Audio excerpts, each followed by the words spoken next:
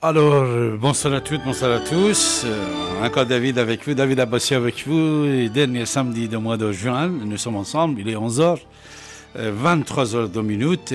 J'espère que vous allez bien. Vous avez passé, c'est-à-dire l'été a commencé, n'est-ce pas? Le printemps est parti. Alors, la vie est difficile pour tout le monde. Pour tout le monde, la vie est difficile, seulement pour les gens qui aiment beaucoup le football, je crois. Ils vont bien s'amuser.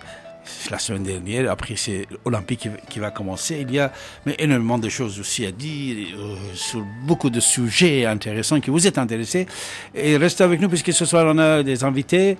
Je vais recevoir l'ancien ministre de la Santé de Chad d'Iran, Dr Razmara, qui va être avec nous, avec d'autres amis bien sûr. Vous écoutez votre radio ici maintenant sur 95.2 FM. Bien sûr, sur l'internet vous pouvez nous écouter, nous regarder partout dans le monde en tapant icietmaintenant.com.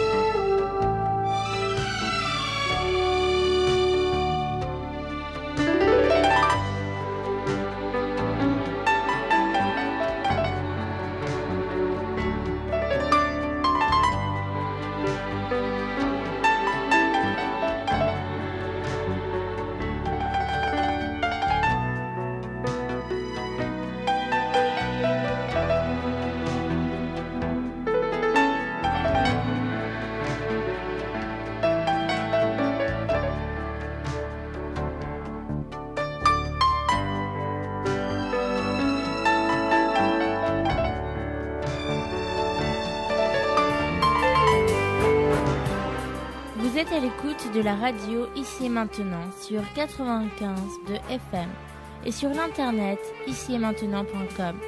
Monsieur Abbassi, écrivain et historien, est avec vous tous les derniers samedis de chaque mois de 23h à 7h du matin. Son site internet davidabbassi.com. Abbassi A2B-A-S-I.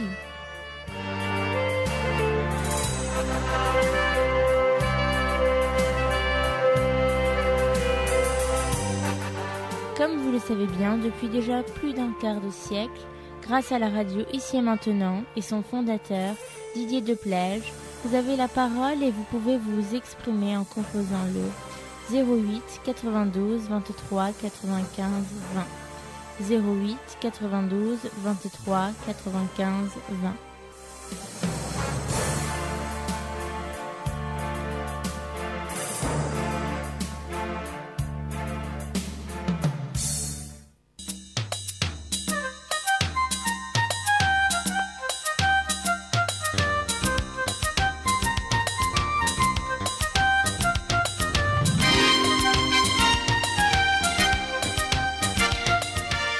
Vous êtes à l'écoute de la radio Ici et Maintenant sur 95.2 FM et sur l'internet icietmaintenant.com.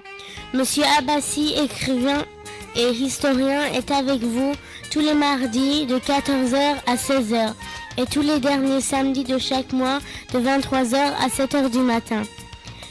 Et son site internet davidabbassi.com.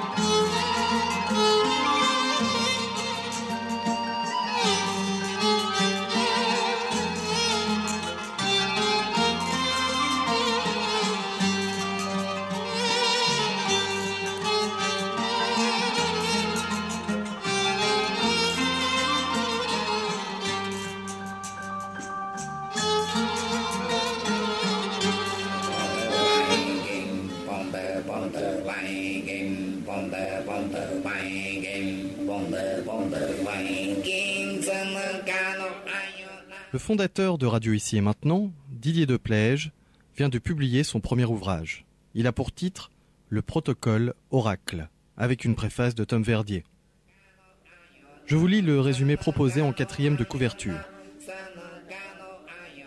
Depuis quelques années, désemparés face à une crise durable, les dirigeants de la fédération font discrètement procéder avant chaque décision importante à une séance de voyage dans la conscience. Ils disposent d'une ressource humaine ultra sélectionnée, issue de diverses régions du monde. Ils se sont facilement laissés convaincre de s'inspirer des anciens. La démarche consiste, sans grande conséquence, à tenter de reproduire le schéma classique des oracles grecs.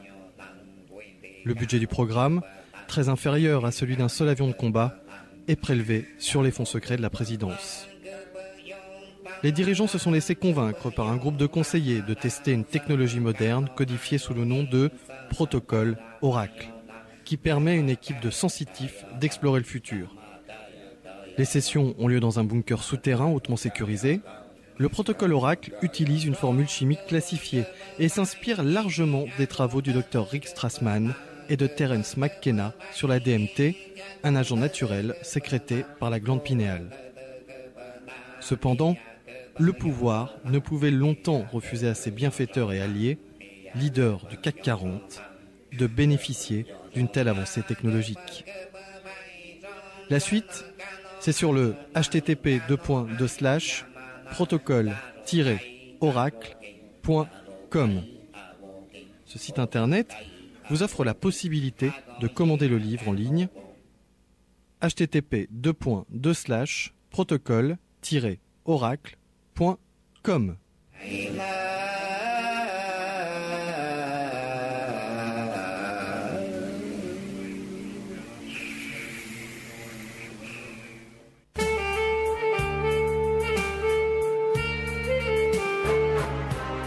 Vous êtes à l'écoute de la radio Ici et Maintenant sur 95 de FM et sur l'internet icietmaintenant.com. Monsieur Abbassi, écrivain et historien, est avec vous tous les derniers samedis de chaque mois de 23h à 7h du matin. Son site internet davidabassi.com. Abbassi, A2B-A-S-I.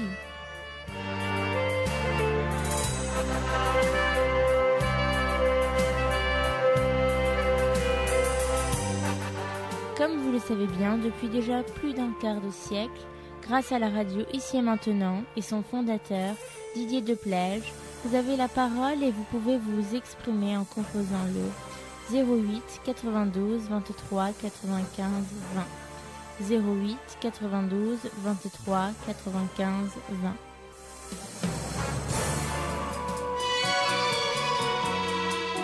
Voilà, mes chers amis, c'est le dernier samedi du mois de juin. Il est exactement à 3h12, 13 minutes. Et comme j'ai déjà vous informé, vous êtes déjà informé, ce soir, j'ai des invités. J'ai le docteur Razmara ce soir avec nous. Docteur Razmara, médecin, cardiologue et dernier ministre de la Santé du Shah d'Iran, ami très très proche de Shah pour Bakhtiar, est avec nous ce soir. Et Jean-Pierre Ordeau, un grand spécialiste français qui connaît bien aussi l'histoire, est avec nous. Je vais saluer d'abord le docteur Razmara. Docteur Razmara, bonsoir, comment allez-vous? Bonsoir, monsieur Avessa.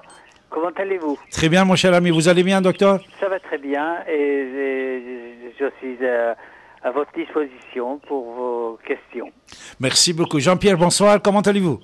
Bonsoir David, bien, merci vous-même. Merci. Alors, docteur Razmara, on va commencer par Jean-Pierre, c'est quelqu'un qui, je le connais depuis des années, docteur Razmara.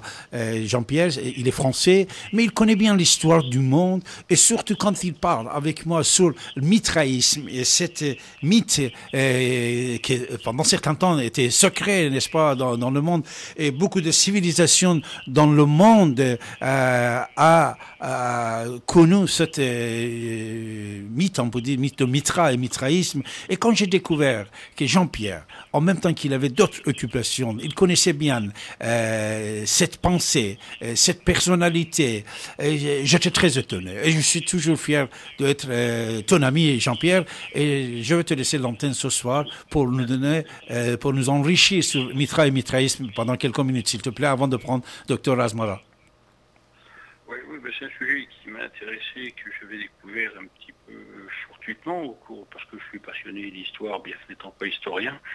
Et puis, bon, l'histoire romaine a quand même beaucoup marqué les esprits, puisqu'on l'a enseigné quand on était enfant à l'école.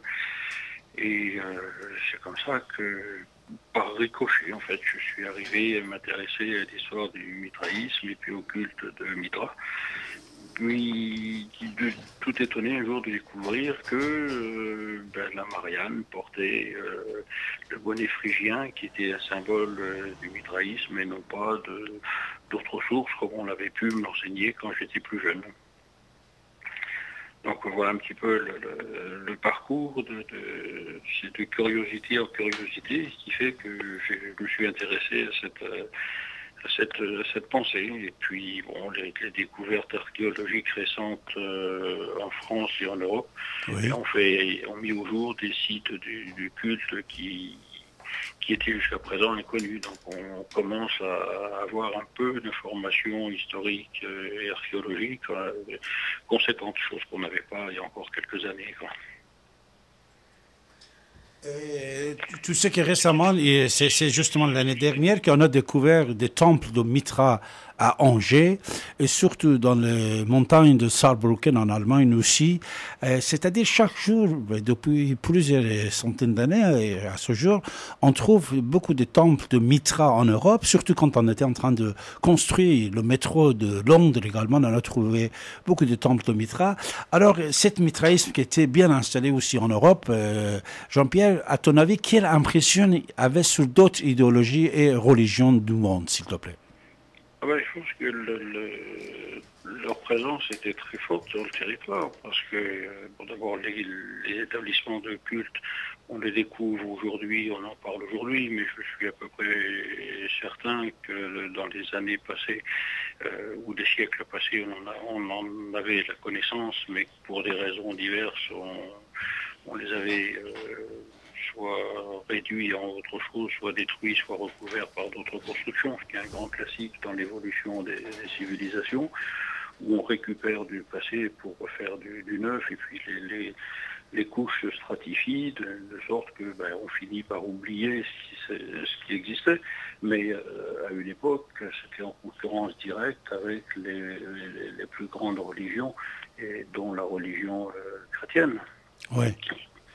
Qui finira par prendre le pas parce qu'il y a une décision politique forte qui est prise à un moment donné qui la positionne en religion officielle, mais on peut penser raisonnablement que ça aurait pu être, si on peut parler de concurrence, le principal concurrent du christianisme. Bien sûr, oui. Et surtout que le christianisme aussi a beaucoup emprunté, on peut dire, de Mitra et mitraïsme. Oui, on retrouve des racines, soit dans les rites, soit dans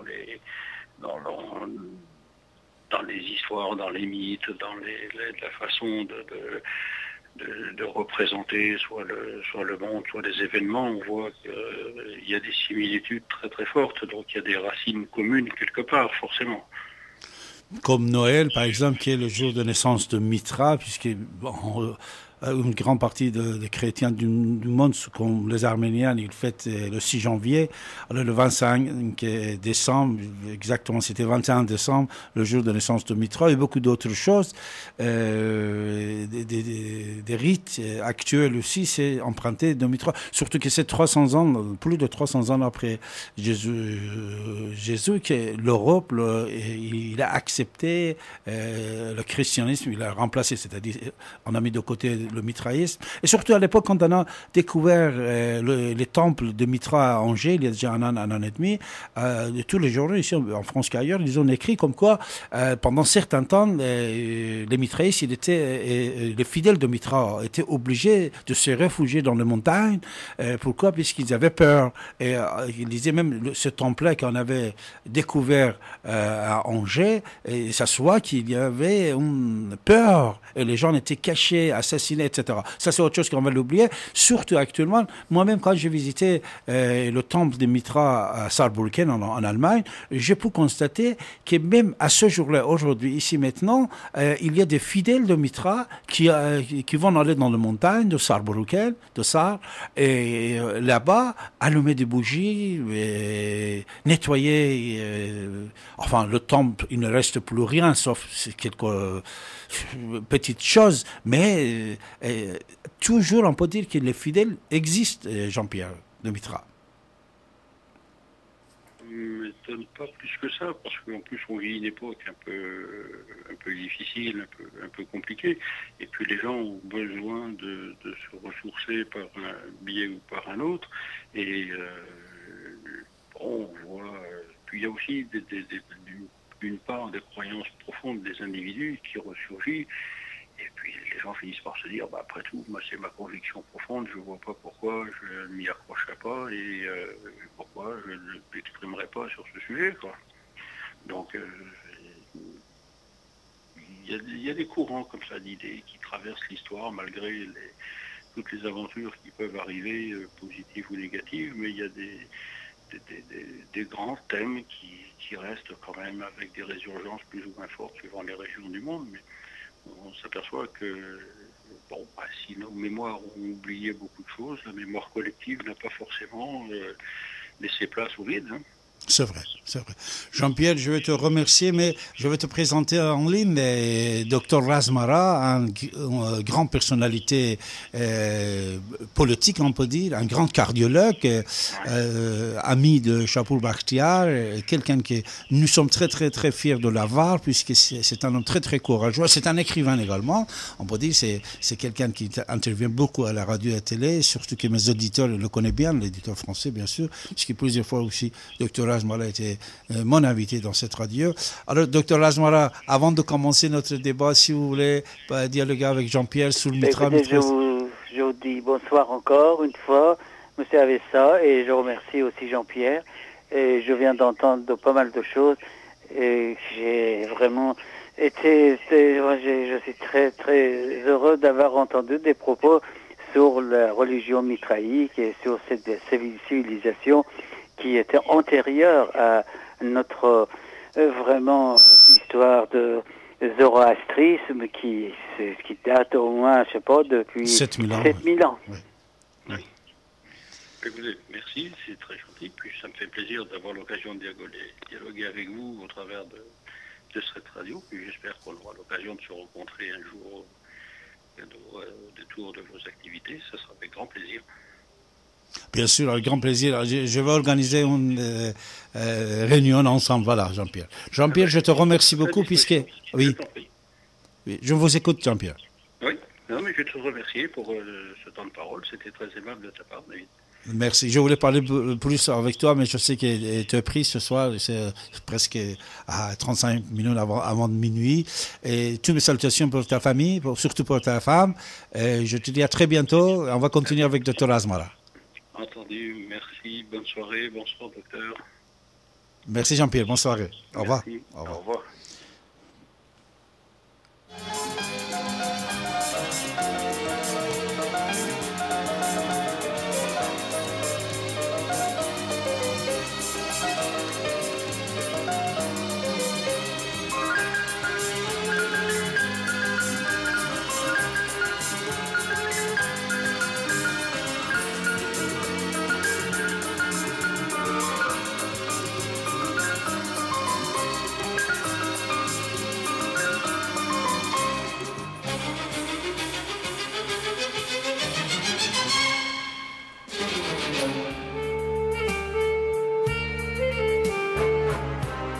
Vous êtes à l'écoute de la radio Ici et Maintenant sur 95 de FM. et sur l'internet icietmaintenant.com. Monsieur Abbassi, écrivain et historien, est avec vous tous les mardis de 14h à 16h et tous les derniers samedis de chaque mois de 23h à 7h du matin.